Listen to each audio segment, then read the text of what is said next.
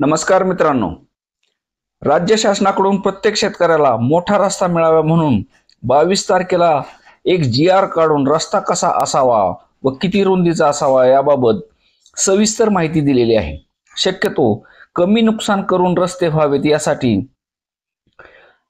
आणि जुन्या नोंदी आहेत पण रस्ते बंद असतील तर ते खुले व्हावेत म्हणून हा GR काढून त्याप्रमाणे रस्ते द्यावेत असे सांगितले आहे.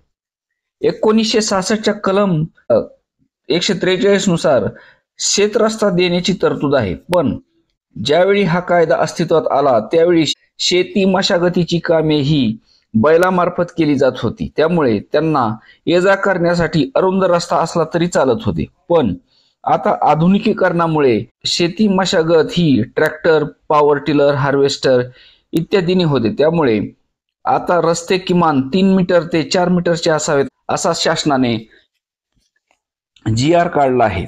यात अपवादात्मक ठिकाणी 3 मीटरच्या आतही रस्ता द्यावा असे सांगितले आहे. पण ट्रॅक्टर, हार्वेस्टर जाण्यायोग्य असावा अशी तरतूद केलेली आहे. तसेच या रस्त्याची नोंद सातबारावर लावून कायमस्वरूपी वाद होणार नाहीत याची काळजी घेण्याची सूचना क्षेत्रीय अधिकारी किंवा प्राधिकारी यांना दिलेली आहे. जमीनधारकांना त्यांच्या शेत जमिनीचा वापर शेतीविषयक कामासाठी करण्याचा हक्क असल्याने ही तरतूद ग्रामीण भागातील जमीन वहिवाटीसाठी खूप महत्त्वाची आहे.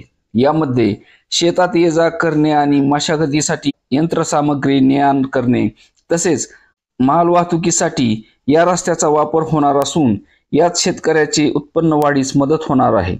ज्या शेतकऱ्यांनी रस्त्याची मागणी केलेली आहे त्या रस्त्याची प्रत्यक्ष पाहणी आणि त्या रस्त्याची किती आवश्यकता आहे याबाबत तपासणी करून त्या शेतकऱ्यांना जवळचा असो किंवा लांबचा पण रस्ता द्यावा लागणार आहे. या 3 ते 4 मीटर रस्त्यामुळे आता प्रत्येक शेतकऱ्याला त्यांना ये जा करण्यासाठी किंवा शेती कामे करण्यासाठी आता हक्काचा रस्ता मिळणार आहे. हा GR ज्या शेतकऱ्यांना रस्ता नाही अशा शेतकऱ्यासाठी अत्यंत महत्त्वाचा असून त्यांचा शेतरस्त्याचा प्रश्न कायमचा मिटणार आहे. त्यामुळे त्यांना हवे तेव्हा त्यांच्या शेतात मशागतीसाठी किंवा मालवाहतुकीसाठी मोठी वाहने जसे की ट्रॅक्टर, हार्वेस्टर आणि पॉवर टिलर सारखी लहान वाहनेही घेऊन जाता येणार आहेत. त्यामुळे त्यांच्या शेतीच्या उत्पन्नातही वाढ होऊन आर्थिक बळकटी मिळणार आहे. राज्य शासनाच्या शेती रस्त्यासाठी हा उपक्रम म्हणजे कृषी क्षेत्रात संजीवनी देण्यासारखा आहे. प्रत्येक शेतकरी आता रस्त्यालगत होणार असल्याने रस्त्यामुळे होणारे वाद कायमस्वरूपी बंद होणार आहेत. धन्यवाद.